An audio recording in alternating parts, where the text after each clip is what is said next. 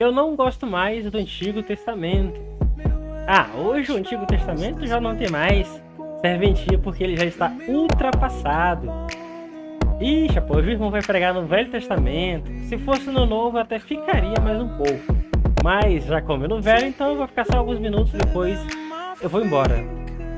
Não, senhor, hoje o Antigo Testamento não serve mais para nós, não. Ele era só do tempo de Moisés, ó, tá lá atrás. Então, será se realmente o Antigo Testamento não tem mais uma utilidade nos nossos dias atuais? Tá curioso? Então fica comigo até o final do vídeo e vamos juntos aprender sobre mais este tema que é razão de discussões entre teólogos e estudantes da Palavra de Deus. GL2 já está no ar.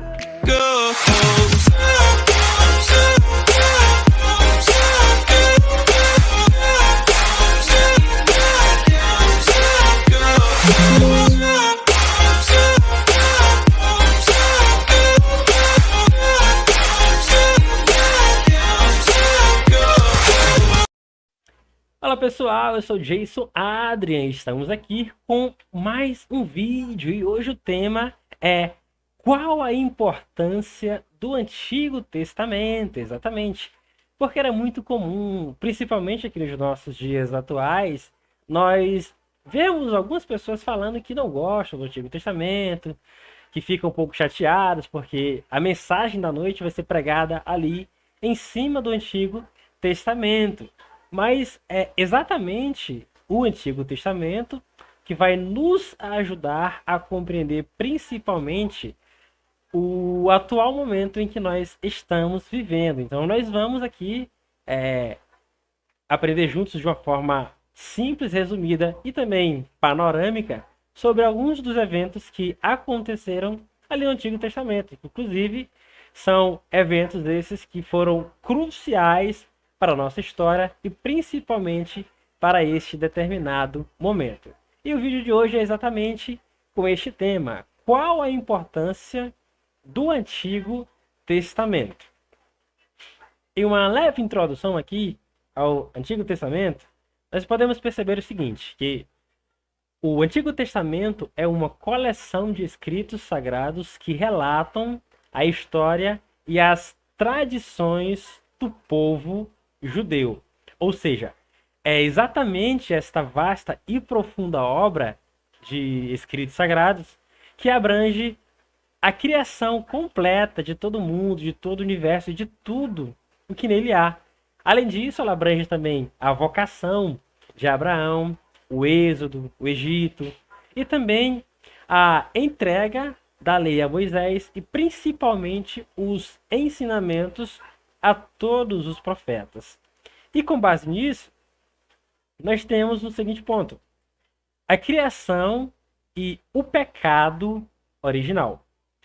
Segundo o livro dos Gênesis, Deus criou o universo e a vida em 6 dias, incluindo o primeiro casal humano, Adão e Eva.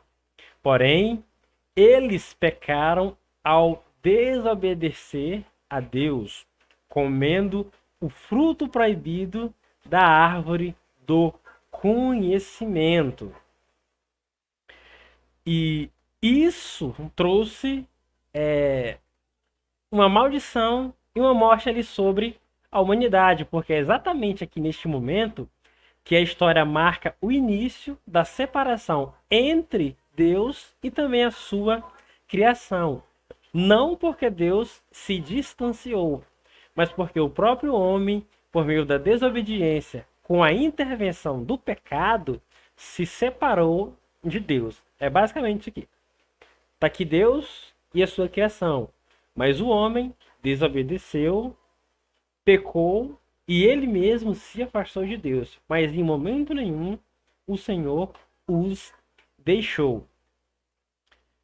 Passado esse primeiro momento, nós chegamos também a um ponto bem importante, que é o dilúvio e o pacto que Deus fez ali com Noé. Dentro desse momento aqui, nós podemos destacar 3 pontos.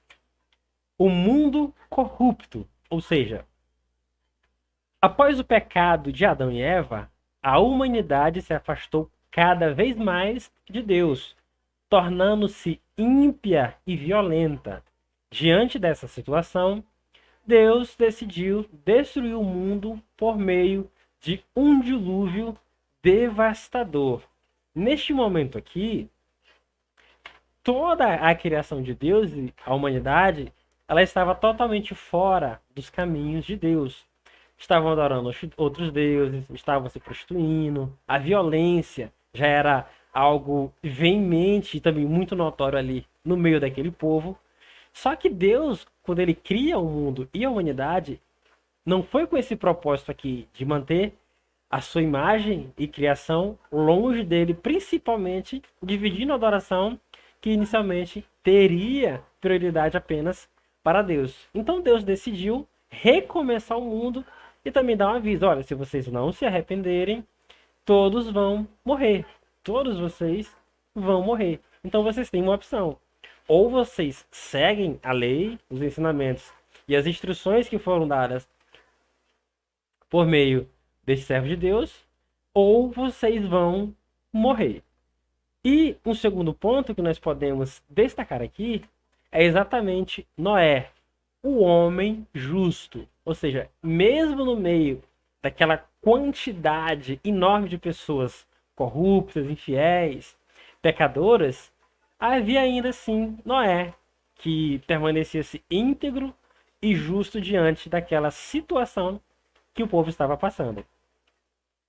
Porém, Deus encontrou um homem justo e íntegro, Noé, a quem ordenou construir uma arca para salvar sua família e um casal de cada espécie. Ou seja, além de Noé, seus filhos, suas esposas, seus filhos e seus filhos, um casal de cada espécie de animal, ave, independente de aves que voam, que têm asas, mas não voam, animais terrestres, aquáticos, enfim.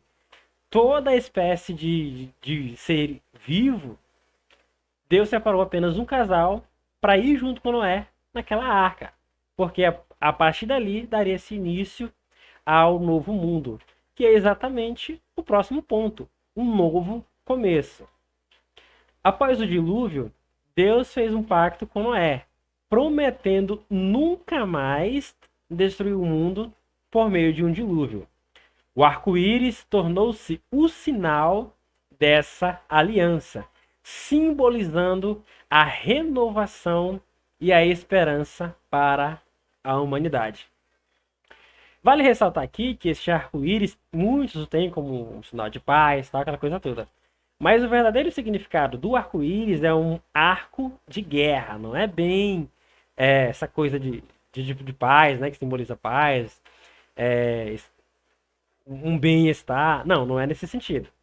Mas o verdadeiro significado do arco-íris é um arco de guerra. Tranquilo? Estamos entendidos sobre isso? Após esse dilúvio, o pacto com Noé, nós chegamos aqui a um ponto também interessante, que é exatamente a vocação de Abraão e a aliança. Deus chamou Abraão, um homem piedoso, a deixar sua terra natal e seguir para uma região desconhecida. Em troca, Deus prometeu a Abraão uma grande nação, uma bênção para todo o mundo e uma terra para chamar de sua. Ou seja, com aquela fé que Abraão tinha, ele obedeceu a Deus e fez um longo caminho até ele chegar ali na terra de Canaã. Só que ali, Deus ele estabelece uma aliança também com Abraão. E é exatamente nesse ponto que Deus sela essa aliança com ele com o sinal ali da circuncisão, todos nós já conhecemos. E essa aliança seria transmitida aos seus descendentes, tornando-se o fundamento da relação entre Deus e também o seu povo escolhido. Além dessa vocação de Abraão e a própria aliança que Deus havia feito com ele, nós temos aqui também o Êxodo e a lei de Moisés, ou seja, o momento em que Deus separa ali as instruções para dar para o povo seguir, para que então eles viesse a desfrutar da terra. Guarde bem essa palavra, hein? Desfrutar da terra, ou simplesmente desfrutar, tá bom? Guarde essa palavra que a gente vai precisar dela daqui a pouco. Após séculos vivendo no Egito, o povo israelita estava sendo oprimido e escravizado pelos faraós.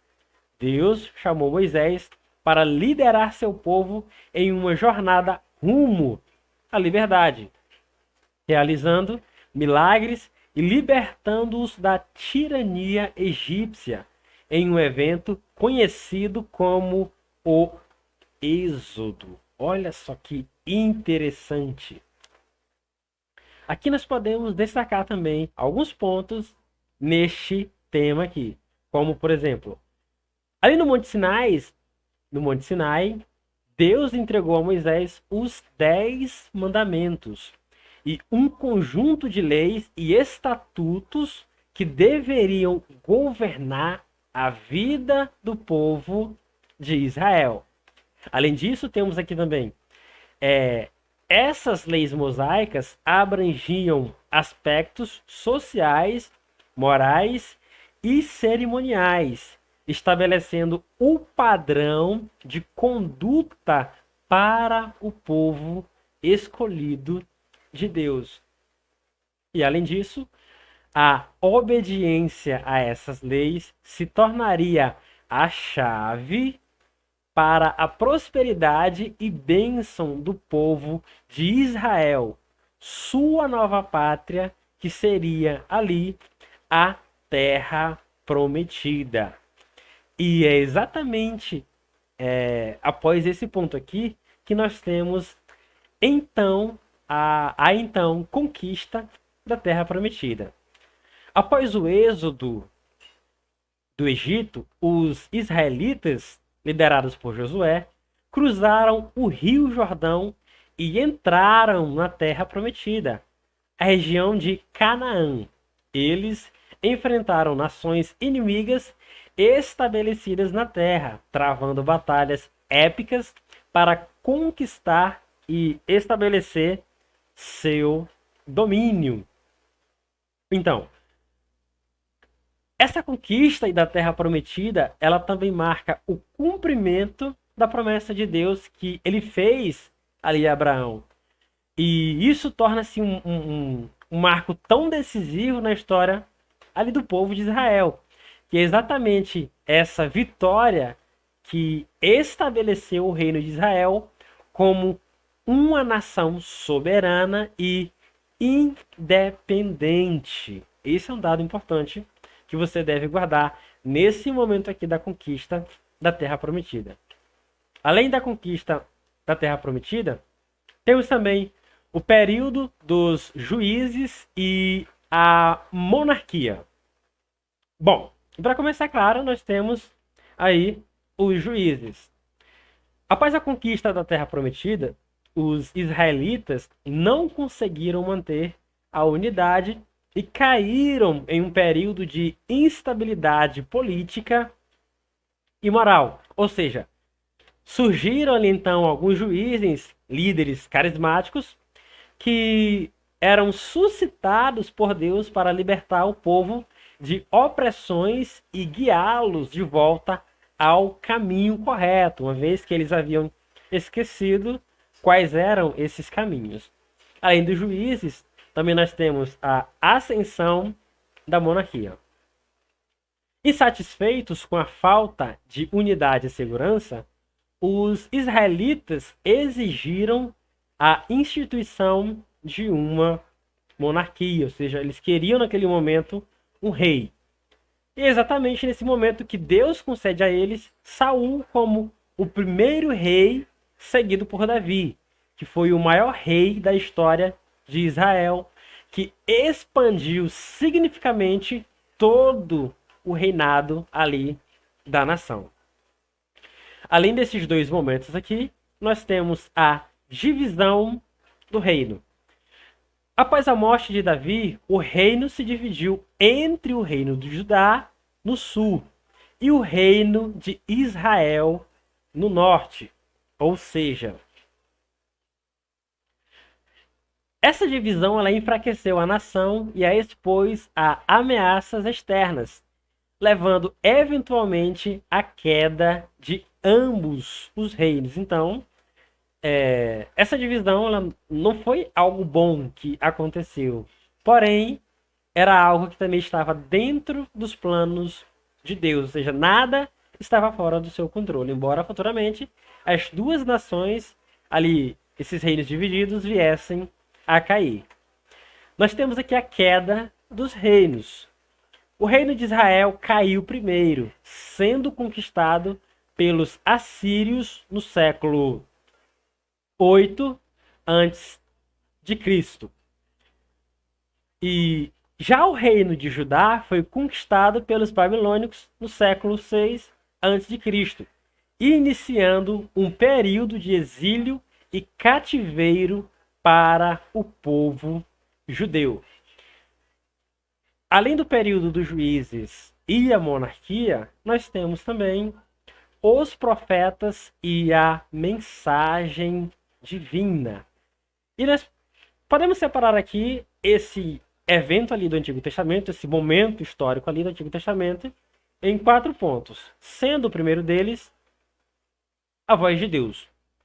Os profetas foram homens escolhidos por Deus para transmitir sua mensagem ao povo de Israel.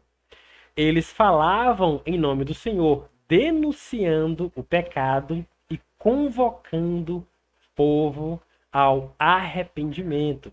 Então aqui você percebe que em momento nenhum Deus ele deixou aquele povo sozinho. Porque sempre que eles estavam longe demais de Deus, Deus sempre levantava alguém para falar, olha, não é por aqui. Olha, se vocês não saírem desse tipo de pecado, desse tipo de atitude, vocês irão morrer.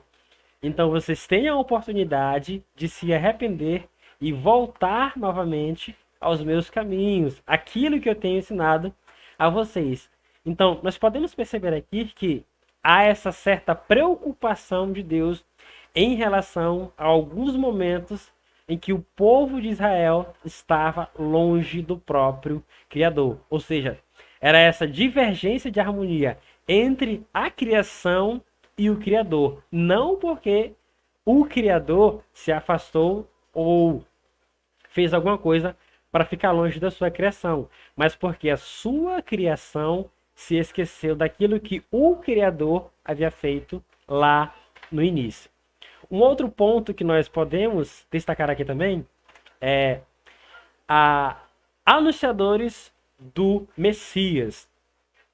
Muitos profetas profetizaram sobre a vinda de um Messias, um Salvador, enviado por Deus para redimir a humanidade.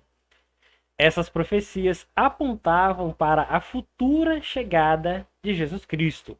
Isso aqui é muito importante, porque Deus ali no próprio Antigo Testamento já dava indícios de que Cristo haveria de vir para salvar toda a humanidade. E tudo aquilo que aconteceu apontou para Jesus Cristo. Apontava, na verdade, para Jesus Cristo. Porque ainda nós estamos no Velho Testamento. Então, apontavam para Jesus Cristo. Cada evento que acontecia ali, ele era uma referência direta a Jesus Cristo. Ou uma inferência, né? Advertência e bênçãos. Os profetas advertiam o povo sobre os julgamentos divinos e a necessidade de fidelidade a Deus, mas também anunciavam as bênçãos que viriam para aqueles que se voltassem para o Senhor. Você percebe que aqueles que direcionavam as suas ações, seus caminhos, seus planos, seus passos a Deus, como consequência disso, eles seriam grandemente abençoados pelo próprio Deus. E o quarto ponto que nós temos aqui é exatamente a compaixão e justiça. Os profetas foram defensores da justiça social, denunciando a opressão dos pobres e clamando por misericórdia e equidade. Sua mensagem refletia o coração compassivo de Deus. Olha que coisa linda. Olha que momento maravilhoso. Deus, ele sempre, desde o seu primeiro momento até hoje, continua sendo esse Deus compassivo que sempre foi. E ele nunca mudou em relação a isso. Além dos profetas e a mensagem divina, nós temos aqui a queda dos reinos e o exílio. E nós também podemos dividir esse momento aqui em 3 pontos. Como o primeiro deles aqui sendo a queda do reino de Israel. O reino de Israel no norte foi conquistado pelos poderosos exércitos assírios no século 8 a.C. Sua queda marcou o fim da unidade política do povo israelita. Nós temos também a queda do reino de Judá. O reino de Judá, no sul, sucumbiu à invasão babilônica no século 6 a.C.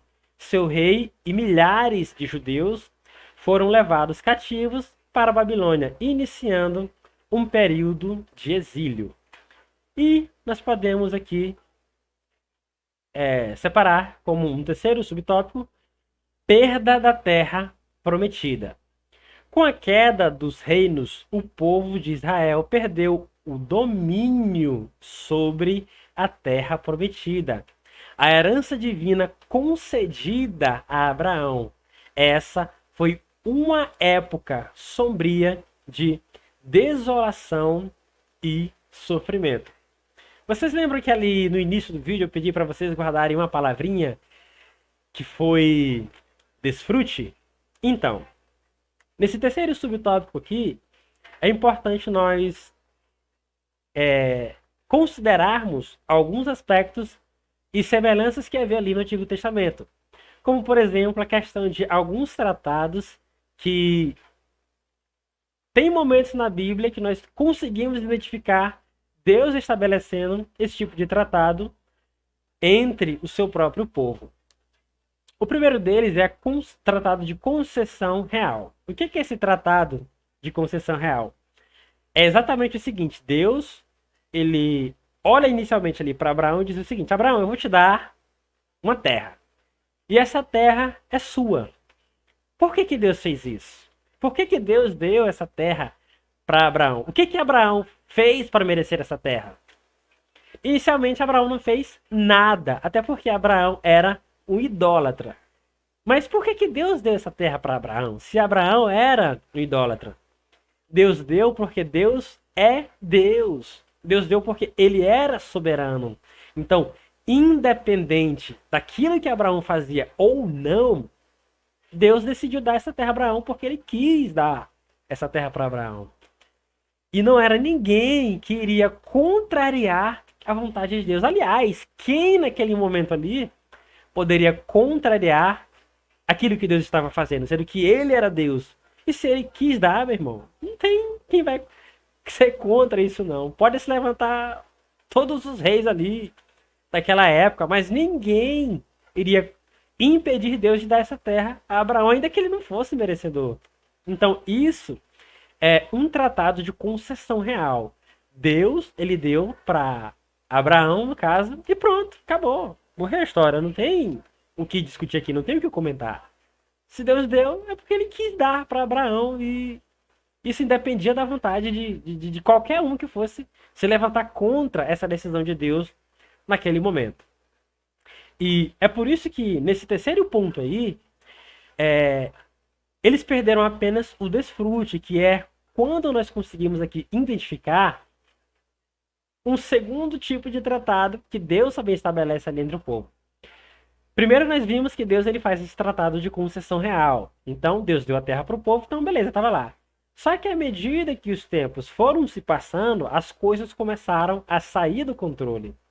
E Deus, sendo um Deus justo, que gosta de tudo ali nos detalhes, ele viu que aquilo ali não estava certo, então ele precisava tomar uma atitude. Então, o que ele fez? A palavra de Deus diz que Deus não é homem para se arrepender, né? Não é filho do homem para mentir e nem homem para se arrepender. Então, se ele havia dado aquela terra a Abraão, ele tinha que manter a sua palavra. E foi exatamente isso que Deus fez. Só que o povo não estava mais em condições de continuar na terra vivendo de qualquer jeito. Porque Deus, ele não é um Deus que aceita as coisas de qualquer jeito. E naquele tempo, o que já estava acontecendo? Violência, adoração a outros deuses, prostituição e muitas outras coisas. Só que Deus viu que ele precisaria tomar uma atitude. Então nós identificamos aqui, exatamente ali com Moisés, um segundo tipo de tratado sendo feito com o seu próprio povo, que é um tratado de suzerania e vassalagem, que é uma relação entre o suzerano, ou seja, o Deus, o Senhor, o soberano, e o vassalo, que é o servo, ou o seu criador. E é exatamente nesse tipo de tratado que Deus ele estabelece a lei mosaica. E esse tipo de tratado aqui agora ele passa a ser condicional, ou seja, o primeiro tratado que Deus fez ele é incondicional, ou seja, independe daquilo que o homem está fazendo, daquilo que a sua criação estaria fazendo. Só que esse tratado agora, esse segundo tratado de suzerania e vassalagem, ele é um tipo de tratado condicional, ou seja, eles vão ter uma condição não para perder a posse da terra, mas apenas o desfrute da terra. É por isso que aí, naquele período, o povo ele perde o domínio sobre a terra prometida. A terra era deles, mas o domínio não era mais dele. Por quê? Porque o povo estava em pecado. E qual foi a condição que Deus deu naquele momento? Foi exatamente essa. Ele estabelece a lei mosaica com algumas instruções para todo o povo. Então, é basicamente o seguinte: a terra é de vocês, porque eu a dei por concessão real. Mas, para vocês desfrutarem desta terra, vocês terão que viver de acordo com esta lei. Vocês terão que viver de acordo com a lei mosaica. Entenderam? Vocês percebem como Deus ele procura sempre fazer as coisas de forma justa e certa? Então, no primeiro momento, nós temos um tratado de concessão real, que independe daquilo que o homem faz. Deus decidiu entregar e pronto. E neste segundo momento, nós temos ali um tipo de tratado conhecido como suzerania vassalagem, que é essa relação entre o soberano e o servo, que para ele desfrutar daquilo que está sendo entregado pelo soberano, ele precisa ali viver de acordo com a condição que lhe foi dada. E foi exatamente isso que aconteceu ali com o povo de Israel. Como a nação não estava andando de acordo com as instruções que foram passadas a Moisés, eles não perderam a terra, mas perderam o domínio sobre a terra. Então, estamos entendidos até aqui? E é exatamente neste momento que nós podemos perceber a importância do Antigo Testamento. Não tem nem como, em hipótese alguma, nós descartarmos os fatos e eventos que aconteceram ali no Antigo Testamento. Até porque tudo que aconteceu ali aponta para Cristo, nos leva até Jesus. Até que em determinado momento ali da história de Israel, os profetas eles já começam a anunciar a vinda do próprio Cristo. E aí nós temos o capítulo lindo de Isaías 55, que é onde ele vai descrever de que forma é que o Messias estaria vindo para salvar toda a humanidade. E neste momento aqui do vídeo, nós chegamos à resposta que fizemos, na verdade, a resposta para a pergunta que fizemos inicialmente. Qual a importância do Antigo Testamento? Este é um momento crucial, principalmente aqui nessa queda dos reinos e o exílio. Porque no próximo ponto nós vamos compreender por que o Antigo Testamento é importante. Ah, então, irmão Jason, me diz aí, eu quero saber agora. Por que o Antigo Testamento é importante? Por que ele é relevante? Qual é o principal objetivo do Antigo Testamento? Por que ele é assim, tem essa importância muito grande? Eu quero saber, eu fiquei curioso. Então, a principal importância do Antigo Testamento é exatamente a revelação progressiva de Deus. Mas como assim? Agora você me confundiu, eu não estou entendendo como é essa revelação progressiva de Deus. É exatamente o seguinte, ali em Gênesis, Deus ele não se revelou na sua totalidade, mas ele se revelou a Adão e Eva apenas da forma que era necessária para aquele momento. Quando chega ali na fase dos profetas, Deus também ele não se revela em sua totalidade. Ele apenas se revela um pouquinho mais em relação àquilo que ele tinha se revelado lá no Gênesis. No próprio Êxodo, ali quando Deus está com Moisés, que ele pergunta: ah, mas se o povo perguntar quem que me mandou, o que eu vou dizer? Aí Deus ele pega e diz: ah, diga ao povo israelita o seguinte, que o eu serei me enviou a vocês. E é exatamente isso que nós vamos ter também, principalmente ali nas línguas originais, né? Vaiomer Elohim el Moshe. E disse Deus a Moisés: Erie, Asher, Erie. Eu serei, me enviou. Não, eu serei o que serei. Aí tem o seguinte do versículo, né? Que é exatamente Deus vai dizer: assim dirás aos filhos de Israel, ou assim dirás aos israelitas: o eu serei, me enviou a vós. Nesse momento aqui, você percebe que Deus ele se revela um pouquinho mais do que aquilo que ele tinha se revelado a Abraão, a Isaac e a Jacó. Então, a cada uma dessas pessoas, Deus ele revelou-se apenas da forma necessária. Ele revelou apenas aquilo que era necessário para aquele contexto.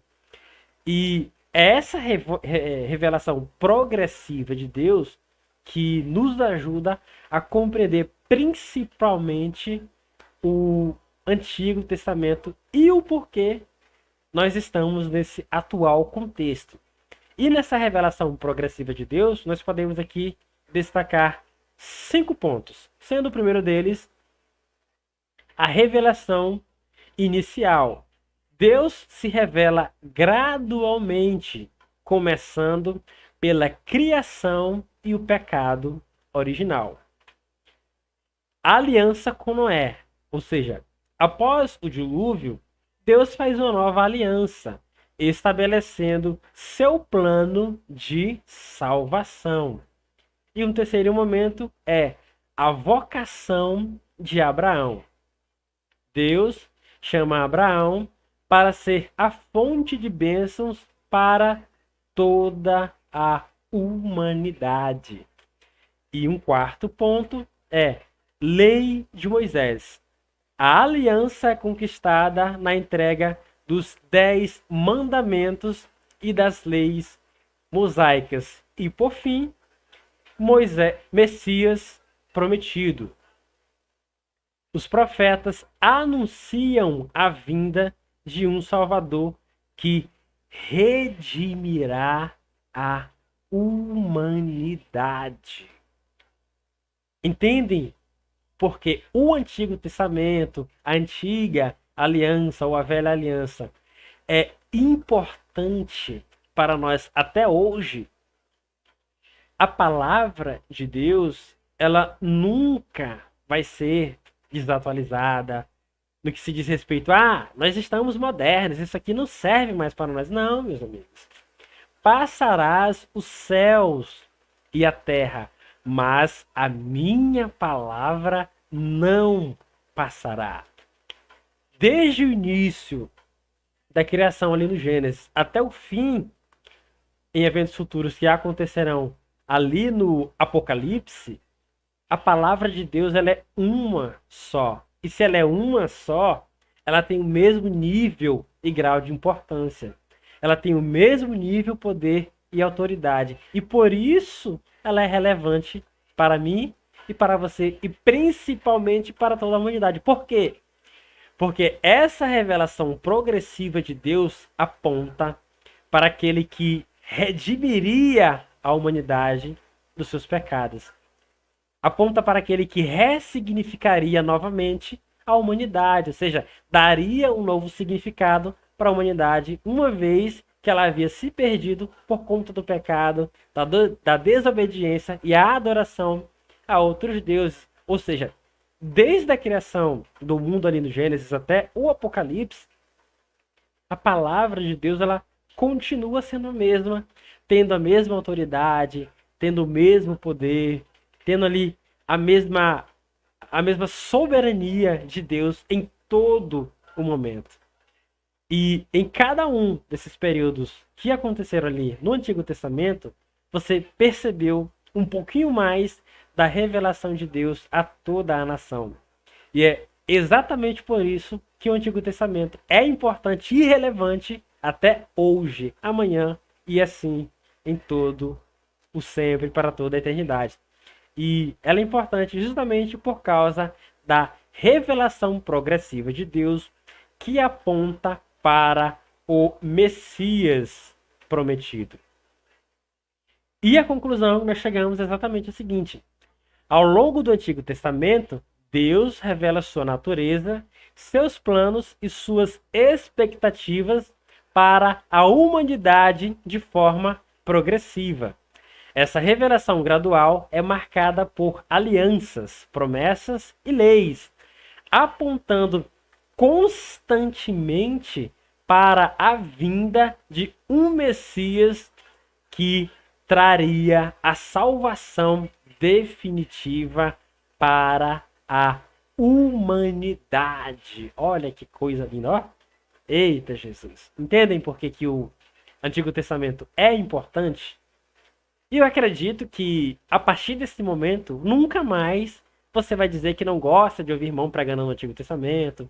Você não vai dizer que o Antigo Testamento é irrelevante. Você não vai dizer que o Antigo Testamento hoje, para nós, não serve mais porque está desatualizado, porque nós somos modernos. Não, irmão. Independente daquilo que vai vir, da tecnologia que vai surgir, independente de qualquer coisa, o Antigo Testamento sempre vai ser relevante para toda a humanidade.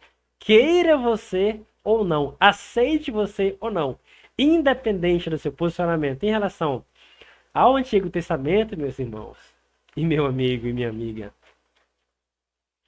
o Antigo Testamento sempre será relevante para toda a humanidade. Porque se não fosse esta revelação progressiva de Deus, nós não chegaríamos até esse momento. E principalmente, nem eu e nem você estaríamos aqui.